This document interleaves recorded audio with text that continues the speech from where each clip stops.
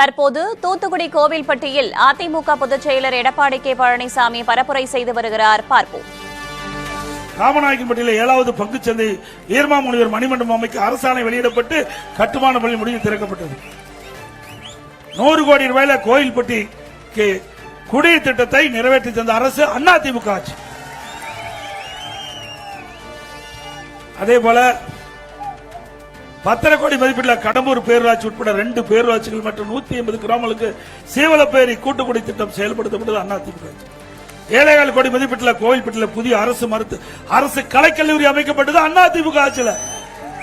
கைத்தார் அகிலாண்டு அம்மன் கோவில் பின்புறம் புதிய பாலம், தலையால் நடந்தான் குளம் கிராமத்தில் 2.5 கோடி மதிப்பீட்டில் புதிய பாலம் உட்பட 2 இடங்களில் 7.5 கோடி மதிப்பீட்டில் சிறு பாலங்கள். ரூ. 7 கோடி மதிப்பீட்டில் உலகத்தரம் வாய்ந்த செயற்கை இலை ஹாக்கி விளையாட்டு மைதானம் கோயில்பட்டியில் அமைச்சு கொடுத்திருக்கிறது. நெடுஞ்சாலைத்துறையின் மூலமாக கைத்தார் கடம்பூர் பசுவந்தனை சாலை, கழுகுமலை நாலாட்டியம்புதூர் சாலை, கோயில்பட்டி காமநாயக்கன்பட்டி பசுவந்தனை சாலை, கைத்தார் செட்டிமுகராட்சி கழுகுமலை சாலை ஆகிய சாலைகள் இருவழிச்சாலையாக போக்குவரத்து தடையில்லாமல் செல்வதற்கு விரிவுபடுத்திருக்கிறது. தொகுதி முழுவதும் நல்லா சிந்திச்சு பாருங்க. அம்மா மினிக்கிள்ளி கொண்டாந்த இந்த ஆட்சிக்கு என்ன அது வலிக்குது சிந்திச்சு பாருங்க. ஏழை மக்கள் அதிகமா வசிக்கூடிய பகுதியில் அங்க அம்மா மினிக்கிள்ளி கொண்டாந்து அங்க இருக்கின்ற ஏழை மக்களுக்கு சிகிச்சை அளிக்கக்கூடிய திட்டம் தான் அம்மா மினிக்கிள்ளி திட்டம். தமிழ்நாட்டில் 2000 அம்மா மினிக்கிள்ளி கொண்டு வரப்படும் என்று அறிவிக்கப்பட்டோம். இந்த கோயில்பட்டி சட்டமன்ற தொகுதியில் 17 அம்மா மினிக்கிள்ளி கொடுத்தோம். அதை மூடிட்டாங்க. ஏங்க, ஏழைகளுக்கு சிகிச்சை அளிப்பது கூட இந்த அரசாங்கம் ஒதுக்க முடியல. இவர் நாட்டு மக்களை என்ன செய்ய போறாங்க? இதுல என்ன அரசியல் வேண்டி இருக்குது? எல்லா அரசாங்கமே மக்களுக்கு நன்மை செய்வதற்கு தான் ஆட்சி அமைக்கிறாங்க. ஆனா இந்த அரசாங்கம் அப்படி இல்ல. மக்களுக்கு நன்மை செய்வதை தடுக்கின்ற அரசாங்கம் தேவையா? ஒவ்வொரு அம்மா மினிக்கிளைகளும் ஒரு MBBS டாக்டர், ஒரு செவிலியர், ஒரு மருத்துவ உதவியாளர் அந்த மருத்துவமனையிலே செயல்படுவார்கள். அங்க இருக்கின்ற ஏழை மக்கள், அவர்கள் வசதியற்ற ஏழை மக்கள், அந்த மக்களுக்கு சிகிச்சை அளிக்கக்கூடியதான் அம்மா மினிக்கில் கொண்டாந்தோம். மிக சிறப்பாக செயல்பட்டது. மக்களிடத்தில் மிகப்பெரிய வரவேற்பு. ஸ்டாலினால பொறுக்க முடியல. அதனால ஏழைகளுக்கு சிகிச்சை அளிக்கக்கூடிய திட்டத்தை கூட நிறுத்திய அரசாங்கம் தான் திரு ஸ்டாலின் மாடல் அரசாங்கம் என்பதை மக்கள் உணர வேண்டும். மீண்டும் அதிமுக ஆட்சி அமையும். இந்த அம்மா மினிக்கில் திட்டம் 17 இடத்திலும் தொடரும். அதேபோல இங்க டிபிடி தொழிற்சாலை இதுக்கு 18% ஜிஎஸ்டி இருந்தது, 12% குறைச்சோம். மீண்டும் மத்திய அரசு வலியுறுத்தி 5% ஜிஎஸ்டி வரியை குறைச்சது.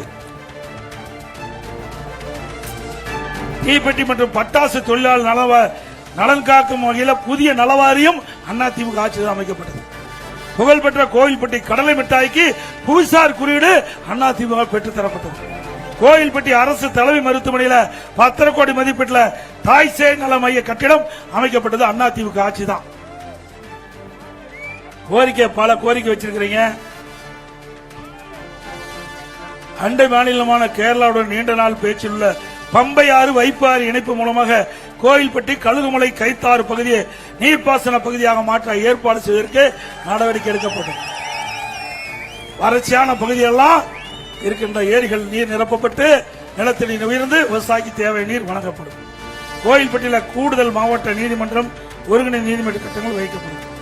கைத்தாறு கடம்பூர் அருகே சிட்கோ தொழிற்பேட்டை அமைக்கிறதுக்கான நடவடிக்கை எடுக்கப்படும். படித்த இளைஞர்களுக்கு வேலைவாய்ப்பு உருவாக்கி தரப்படும். கைத்தாறு புதிய தாலுக்காக உருவாக்கப்பட்டதால் அங்க அரசு ஆரம்ப நிலையத்தை தாலுகா மருத்துவமனையாக தரம் உயர்த்தப்படும். 11/11/2022 அறிவித்தவாறு கைத்தாறில் புதிய தீயணைப்பு நிலையம் அமைக்கப்படும். திமுக ஆட்சி நிறுத்தப்பட்டது. அதிமுக ஆட்சி ஏற்கனவே அறிவிக்கப்பட்ட தீயணைப்பு நிலையம் கைத்தாறில் தொடர் நடைமுறைப்படுத்துவோம். 11/11/2002 வானரமுட்டியில் புதிய ஆரம்ப சுகாதார அமைக்கப்படும் அறிவிச்சோம். அதுவும் அமைத்துக் கொடுக்கும். பாய் உற்பத்தி தொழிற்சாலை கணக்காக்கும் வகையில் மானியம் அவர்களுக்கு வழங்கப்படும்.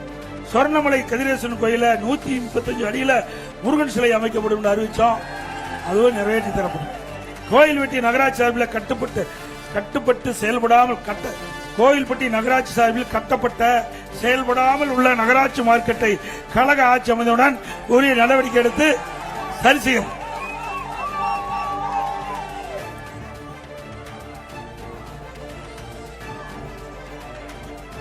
அதே போல அதிமுக ஆட்சியில நிறைய திட்டங்களை நிறைவேற்றி கொடுத்திருக்கிறோம்.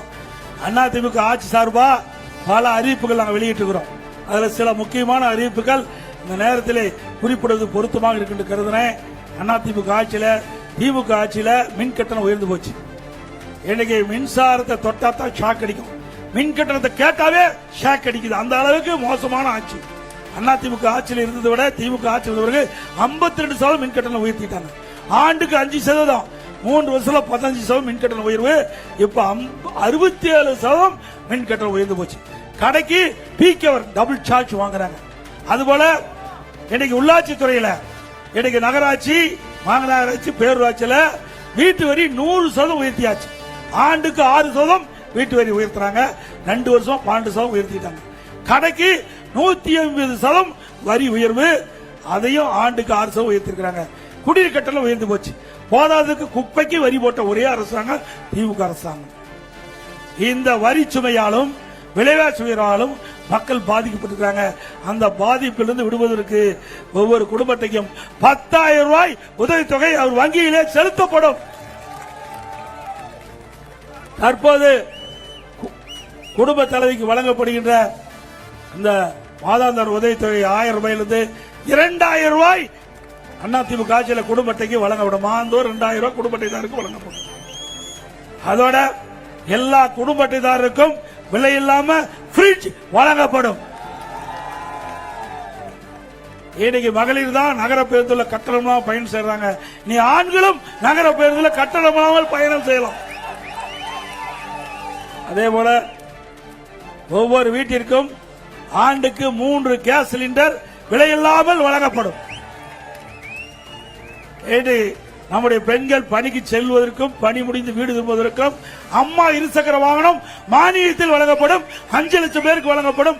ஒவ்வொரு அம்மா இருசக்கர வாகனத்துக்கு 25,000 மானியம் வழங்கப்படும். ஒவ்வொரு ஆண்டும் பொங்கல் தொகுப்பு கொடுக்கிறோம். அதோட ஒவ்வொரு ஆண்டும் 1000 ரூபாய் பொங்கல் பரிசு வழங்கப்படும். நம்முடைய தாய்மார்களுக்கும் நம்முடைய சகோதரிகளுக்கும் ஒவ்வொரு தீபாவளி என்றும் பட்டுப்புடவை வழங்கப்படும். அதேபோல இன்றைக்கு மாணவர்கள் இளைஞர்கள் வாங்கிய கல்விக் கடன் ரத்து செய்யப்படும். விவசாயிகள் தொடக்க வேளாண் வாங்கிய பயிர்க்கடன் தள்ளுபடி செய்யப்படும். இன்றைக்கு இந்த நகர பகுதியில் இன்றைக்கு சாலை ஓரமாக கடை வச்சிருக்காங்க. கூட்டுறவு சங்கத்தில் வாங்கிய கடன் தள்ளுபடி செய்யப்படும். ஆட்டோ ஓட்டுநர்கள் ஆட்டோ இந்த சங்கத்தில் பதிவு செய்யப்பட்டு புதிய ஆட்டோ வாங்கினா 75,000 மானியம் வழங்கப்படும். ஆட்டோ ஓட்டுநர் மாற்றுத்திறனாளி கூட்டுறவு சங்கத்தில் வாங்கிய கடன் முழுவதும் தள்ளுபடி செய்யப்படும். அதுபோல ஒவ்வொரு குடும்ப அட்டைதாருக்கும் விலையில்லா அரிசி வழங்குறோம். அதே போல அதிமுக ஆட்சி அமைந்தவுடனே விலையில்லா பருப்பு, விலையில்லா எண்ணெய் வழங்கப்படும். ரேஷன் கடையில் நிறைய அறிவிப்புகள் இருக்குது. அதே போல படித்த இளைஞர்கள் வேலைவாய்ப்பில் பதிவு செய்யப்பட்டு வேலை இல்லாமல் இருக்கிறவர்களுக்கு மாதந்தோறும் 2000 ரூபாய் பட்ட படிப்பு படித்த மாணவர்களுக்கு வழங்கப்படும். பிளஸ் 2 வரை படித்தவர்களுக்கு 1000 ரூபாய் வழங்கப்படும். அதே போல பணியேறும் தொழிலாளர்கள், நான் ஏற்கனவே சொன்னேன், அவர்களுக்கு தேவையான உபகரணங்கள் விலையில்லாமல் வழங்கப்படும். ஒப்பள தொழிலாளர்கள் அவர்களுக்கு அந்த வழங்கப்படுகின்ற அந்த மழைக்கால நிவாரண உதவி உயர்த்தி வழங்கப்படும். அதே போல 65 வயது முதிர்ச்சி அடைந்த மீனவர்களுக்கு மீனவ நலவாரி மூலமாக 2500 ரூபாய் ஓய்வூதியம் வழங்கப்படும். அனைத்து முதியோர்களுக்கும் வழங்கப்படும் ஓய்வூதியம் 2000 ரூபாயாக உயர்த்தி வழங்கப்படும்.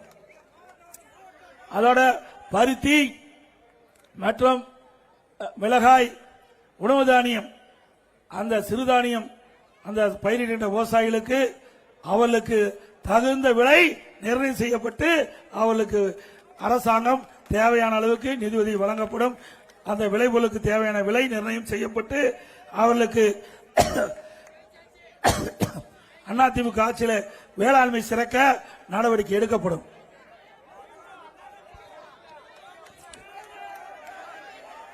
அனைத்து இந்திய அண்ணா திராவிட முன்னேற்ற கழக ஆட்சி அமைந்தவுடன் 297 அறிவிப்புகள் வெளியிட்டிருக்கிறோம். அனைத்து அறிவிப்புகளும் நிறைவேற்றி தரப்படும் என்ற நிலையை இந்த நேரத்தில் உருவாக்கி தரோம். திமுக ஆட்சி வருவது 100% முடியும். முடியாது, முடியுமா? ஆனா திமுக தலைவர் ஸ்டாலின் சொல்லியிருக்கார், திமுக ஆட்சிக்கு வந்தா கூப்பன் கொடுப்பாங்களாம்.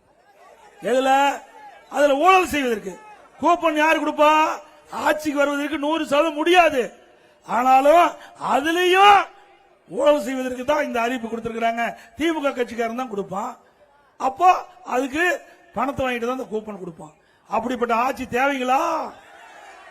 அதிமுக ஆட்சி பொறுத்த வரைக்கும் மக்கள் என்ன எண்ணுகிறார்களோ அந்த எண்ணப்படி செயல்படுகின்ற அரசு அதிமுக அரசு என்பதை நேரத்தில் சுட்டி வருகின்ற சட்டமன்ற பொதுத் தேர்தல் முக்கியமான தேர்தல்.